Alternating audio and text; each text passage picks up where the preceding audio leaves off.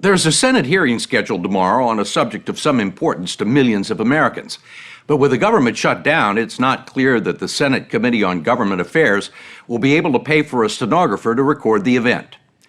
The hearing involves the Federal Disability Insurance Program, which could become the first government benefits program to run out of money. When it began back in the 1950s, it was envisioned as a small program to assist people who were unable to work because of illness or injury. Today, it serves nearly 12 million people, up 20% in the last 6 years, and has a budget of $135 billion. That's more than the government spent last year on the Department of Homeland Security, the Justice Department, and the Labor Department combined. It's been called a secret welfare system with its own disability industrial complex, a system ravaged by waste and fraud. A lot of people want to know what's going on, especially Senator Tom Coburn of Oklahoma. The story will continue in a moment.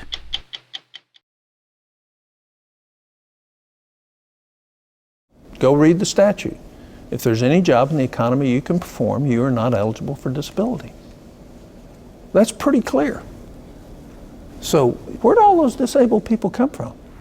The Social Security Administration, which runs the disability program, says the explosive surge is due to aging baby boomers and the lingering effects of a bad economy. But Senator Tom Coburn of Oklahoma, the ranking Republican on the Senate Subcommittee for Investigations, who is also a physician, says it's more complicated than that. Last year, his staff randomly selected hundreds of disability files and found that 25% of them should never have been approved. Another 20%, he said, were highly questionable. If all these people are disabled that apply, I want them all to get it. And then we need to figure out how we're going to fund it. But my investigation tells me, and my common sense tells me, that we've got a system that's being gamed pretty big right now. And by a lot of different people exploiting a vulnerable system. Social Security disability benefits denied? Coburn says you need look no further than the commercials of disability lawyers trolling for new clients. I fix problems. Namely, the 2/3 of the people who have already applied for disability and been rejected. I was denied, but the McMahon law firm got me approved. There's not much to lose, really. It doesn't cost you anything unless you win the appeal, and the lawyers collect from the federal government. If the American public knew what was going on in our system, half would be outraged and the other half would apply for benefits. Marilyn Zahm and Randy Fry are two of the country's 1,500 disability judges. They are also the president and vice president of the Association of Administrative Law Judges. They're each expected to read, hear, and decide up to 700 appeals a year to clear a backlog of nearly 1 million cases. They say disability lawyers have flooded the system with cases that shouldn't be there. In 1971, fewer than 20% of claimants were represented. Now, over 80% of claimants are represented by attorneys or representatives. Why do you think there's so many more lawyers involved in this than there used to be? It's lucrative. Follow the money.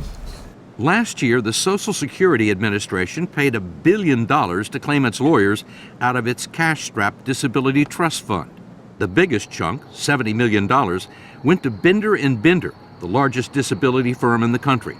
Lawyer Jenna Flazar and Jessica White work for Binder & Binder, representing clients in front of disability judges from New Hampshire to West Virginia. I call it a legal factory because that's all it is. I mean, they have figured out the system and they've made it into a huge national firm that makes millions of dollars a year on Social Security disability. I was hired at the end of 2008 and business was booming because the economy was so bad.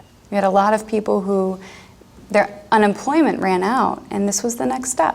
If you're unable to find a job and you have any type of physical issue, then it really becomes a last-ditch effort because the job market is so bad.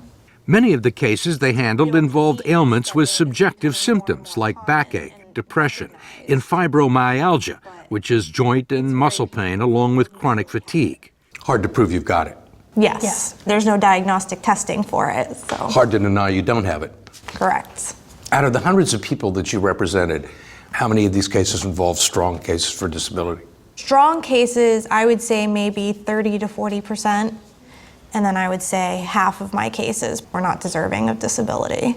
How many of them ultimately ended up getting benefits? Half. We'll deal with the government. You have enough to worry about. We tried repeatedly to reach Binder and Binder for comment, but our phone calls were not returned. We ought to err on the side of somebody being potentially disabled. And we have a ton of people in our country that are. But what's coming about now with where we are is the very people who are truly disabled, because we have so many scallywags in the system, are going to get hurt severely when this trust fund runs out of money. Senator Coburn says disability payments are now propping up the economy in some of the poorest regions in the country, which is why he sent his investigators to the border area of Kentucky and West Virginia. More than 250,000 people in this area are on disability, 10 to 15% of the population, about 3 times the national average. Jennifer Griffith and Sarah Carver processed disability claims at the Social Security Regional Office in Huntington, West Virginia. How important are disability checks to people in this part of the country? They're a vital part of our economy. A lot of people depend on them to survive. To see it firsthand, they suggested we come back right after the disability checks went out. And we did, to find crowds and traffic jams. You avoid the pharmacy, you avoid Walmart, you avoid, restaurants, because it's just... Any grocery stores. Grocery stores. It's just extremely crowded. Everybody's received their benefits. Let's go shopping. Not everyone in the throngs we saw is on disability, but Jennifer Griffith and Sarah Carver say there's no question that a lot of them are and probably shouldn't be. We have a lot of people who have exhausted their unemployment checks and have moved on to Social Security disability. This is sort of a bridge between unemployment and collecting Social Security. Generally, yes. Are they disabled? Not always, no. More often than not, no. Around here, people call it getting on the draw or getting on the check, but they have other names for it. I think you could call it a scheme, you could call it a scam, you could call it fraud. I mean, there's different definitions for it. Large scale. Very large scale. They began complaining to their bosses at the Social Security Administration 6 years ago, after discovering that an outsized number of claims and some questionable medical evidence was being submitted by Eric Kahn, a flamboyant attorney whose face is plastered on billboards throughout the area and on local TV. When Eric C. Kahn represents you, there will be no fear. He runs the 3rd largest disability practice in the country out of the Eric C. Kahn Law Center, which is just off Route 23 in Stanville, Kentucky. It's a complex of several double wides welded together with an imposing replica of the Lincoln Memorial in the parking lot. Surprisingly, it has only one space for the disabled. I mean, it's kind of hard to miss Eric Kahn around here, isn't it? You'd be hard-pressed to find somebody who doesn't know who he is in this area. He calls himself Mr. Social Security, and some of his ads say guaranteed success. How can he make that claim? He backs that up. A slam dunk. Pretty much. That's a remarkable record. Yes, it is. Is he that good a lawyer? You know, No. A lot of Kahn's success, they say, had to do with a particularly friendly disability judge, David Doherty, who sought out Kahn's cases and approved virtually all 1,823 of them, awarding $500 million worth of lifetime benefits to Kahn's clients. The decisions were based on the recommendations of a loyal group of doctors who often examined Kahn's clients right in his law offices and always endorsed them for the disability roles. Were most of the medical reports submitted by the same doctors? Yes. yes, sometimes up to 13 to 20 reports a day. I know when we counted 16 exams by the same doctor, all in one day, at his office. And they were all approved? They were all approved. Were all those valid claims? There's no way that you're going to have 100% of clients walk through your door and be disabled. 100% of claimants, there's no way. We were hoping that given Eric Kahn's outgoing personality and love of publicity, he would be eager to talk to us, but that turned out not to be the case. At first we were told he wasn't in the office. We said we'd wait. Hey, take some pens too. All right. Okay, great. About an hour later, we got a call from his lawyer in Washington. You know, we don't want to make it seem like, that he's hiding from us. The lawyer said he'd try to coax Khan out of the office, and eventually he emerged. I'm very much familiar with you. How are we doing today? I'm doing good. Look, there's a lot of allegations out there about you that we wanted to talk to you about. I understand.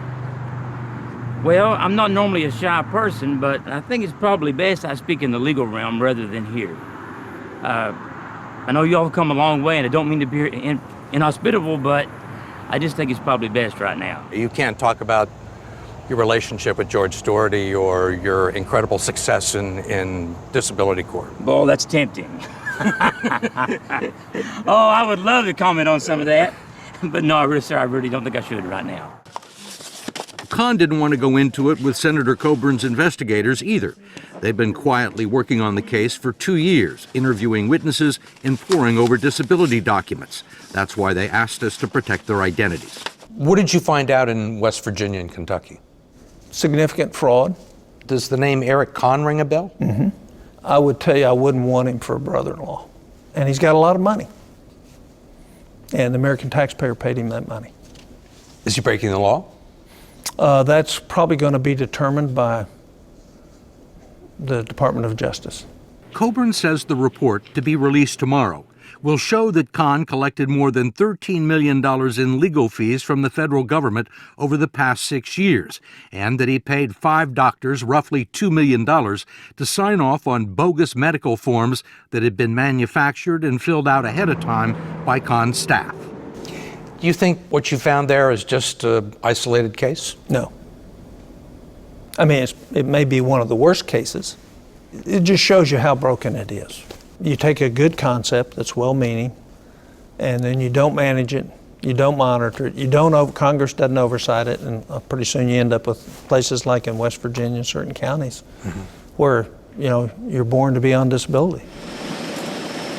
It should be pointed out that no one is getting rich off disability payments of $1,100 a month. It's a minimum wage income with Medicare benefits after 2 years. But each new case will eventually cost taxpayers, on average, $300,000 in lifetime benefits. For Marilyn Zahm, the disability judge from Buffalo, the high demand for it is a measure of the low prospects that still exist for millions of Americans. People run out of unemployment insurance. They are not going to die silently. They are going to look for another source of income. It is not unusual for people, especially people over 40, to have some sort of an ailment or impairment.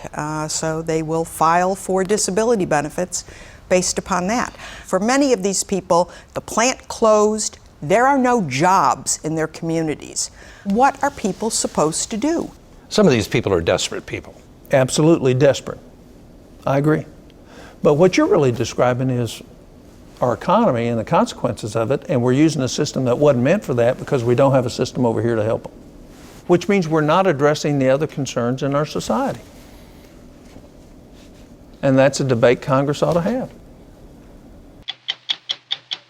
Go to 60minutesovertime.com to hear what'll happen to the American Disability Program if we don't fix it now. Sponsored by Pfizer.